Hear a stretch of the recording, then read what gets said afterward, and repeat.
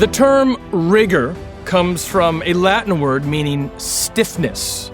Rigor mortis is the stiffening of a body's muscles and joints a few hours after death. A man that shows rigor is thorough, exhaustive, and accurate. He is not flexible with the facts, soft with the truth, or fast and free with the details. This trait serves historians well, who mustn't be careless with the truth, but diligent, not easily bent to another's opinions.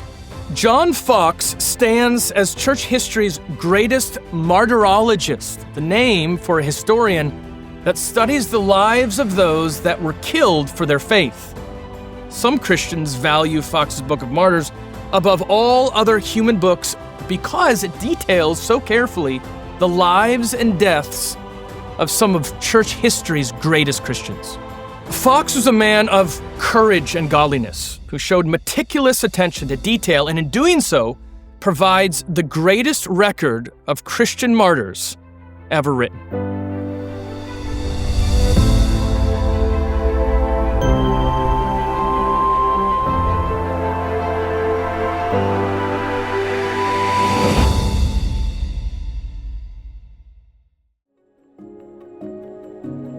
John Foxe was born in Lancashire, England in 1516, 1 year before Martin Luther posted his 95 Theses.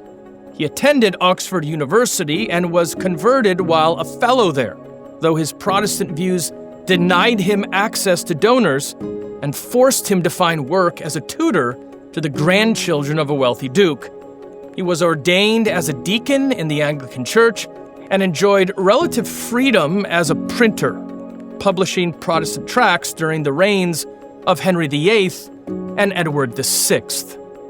When Mary Tudor ascended to the throne, she brought with her an uncompromising Catholicism.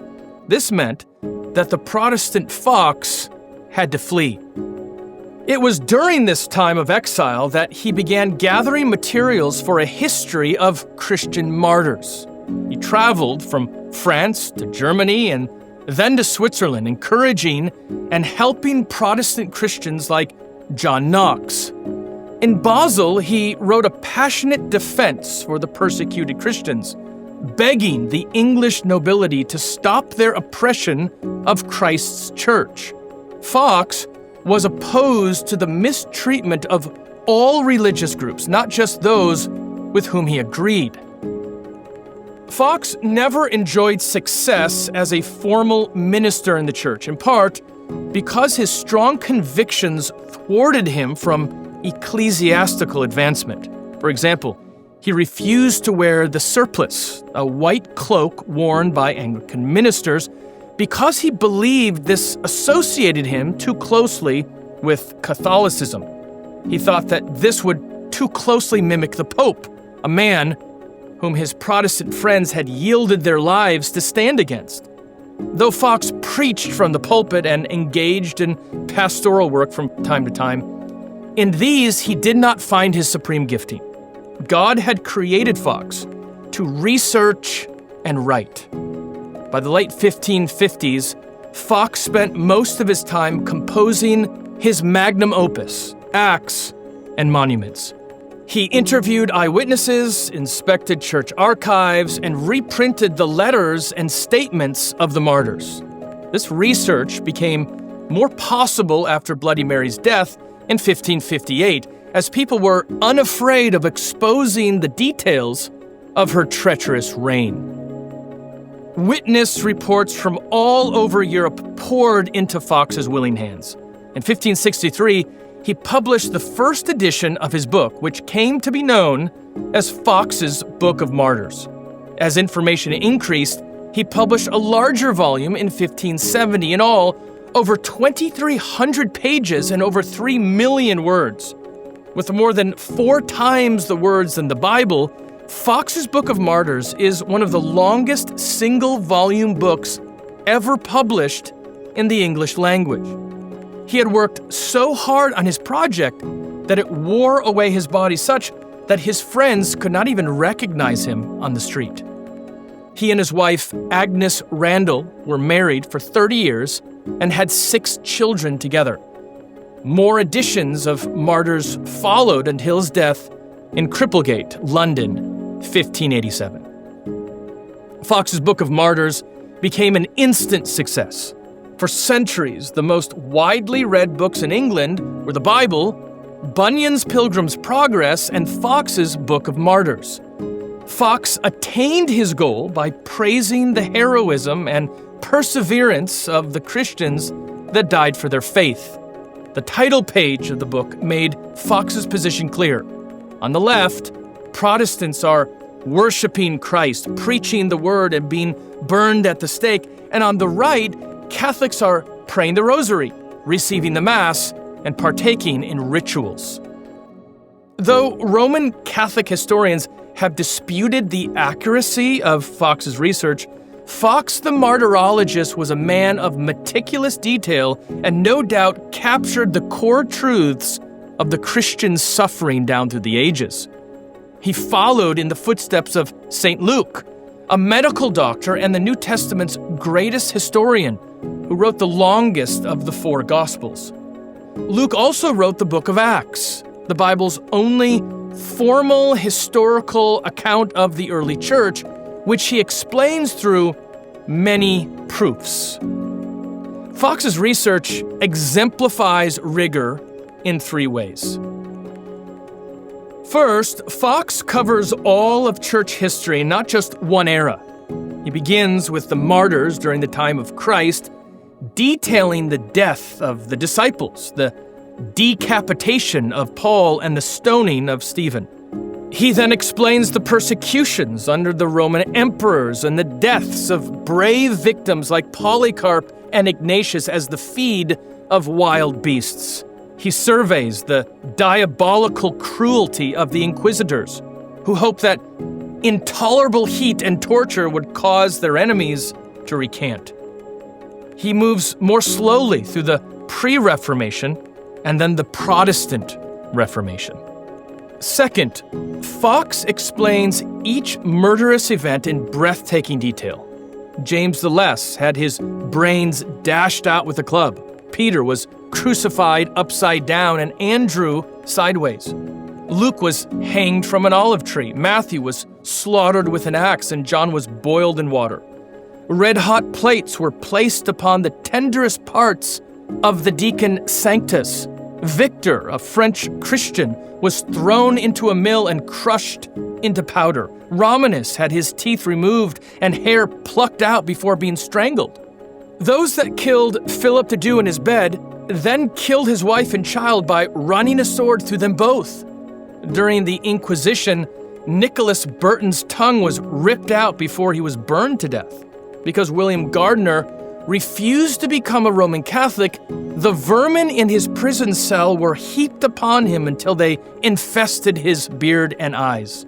He was tormented upon the rack for 5 hours, having 60 different hellish tortures practiced upon him. Finally, he was roasted slowly over a fire for his crime of deliberately trampling upon the idolatrous Mass.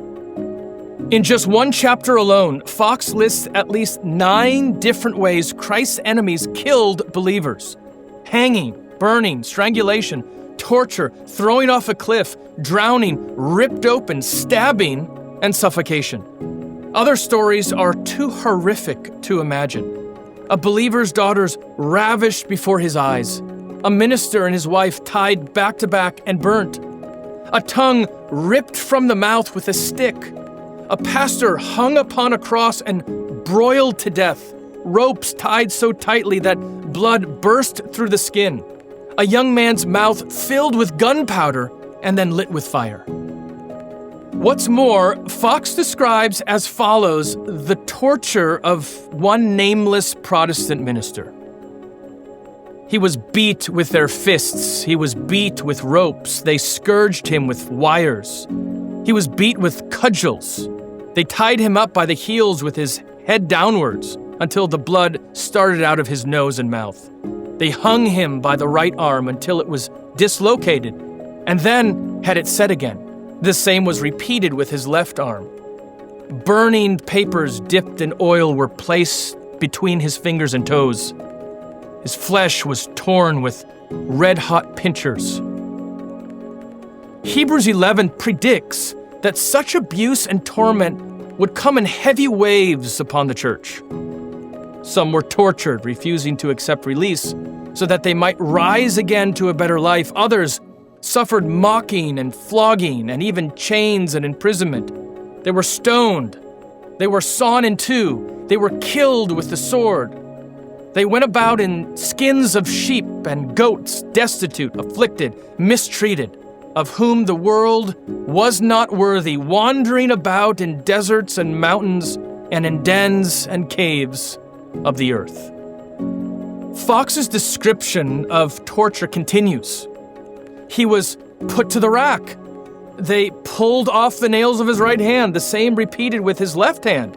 He was beaten on his feet. A slit was made in his right ear, the same repeated on his left ear. His nose was slit. They pulled off the toenails of his right foot, the same they repeated with his left foot. The teeth of his upper jaw were pulled out. The same was repeated with his lower jaw. Boiling lead was poured upon his fingers. The same was repeated with his toes. A knotted cord was twisted about his forehead in such a manner as to force out his eyes. Among the Waldensians, murder included the dashing of children's brains.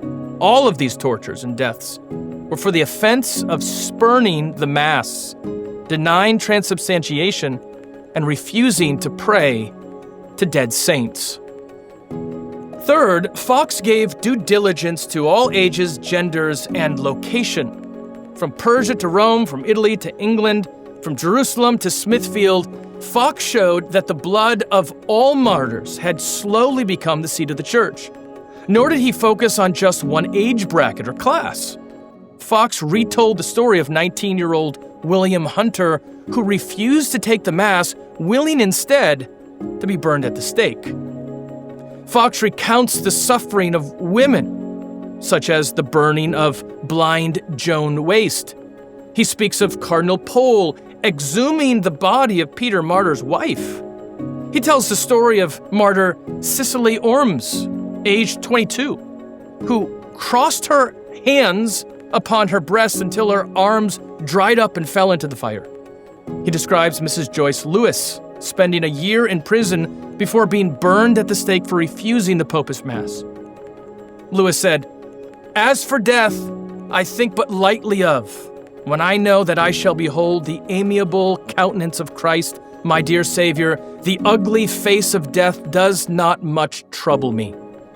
Shortly before her beheading, Denisa, a young woman of only 16, said, "O unhappy wretch, why would you buy a moment's ease at the expense of a miserable eternity?"